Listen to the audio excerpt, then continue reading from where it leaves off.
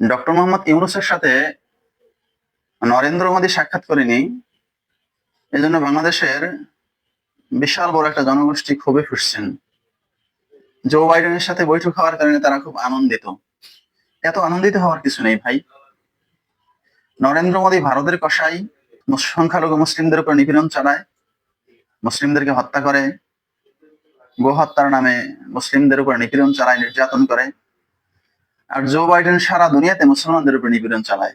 জো বাইডেনের হাতে ইরাক থেকে সিরিয়া, সোমালিয়া থেকে ইয়েমেন, ফিলিস্তিন থেকে লেবানন, আফগানিস্তান, সারা দুনিয়া মুসলমানদের রক্ত লেগে আছে জো বাইডেনের হাতে, আমেরিকানদের হাতে। সুতরাং এত অতি উৎসাহী হওয়ার, এত আনন্দিত হওয়ার কিছু নেই।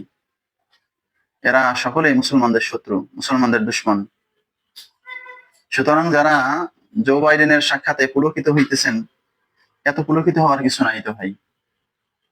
এরা সকলেই ইসলামের দুশ্মন।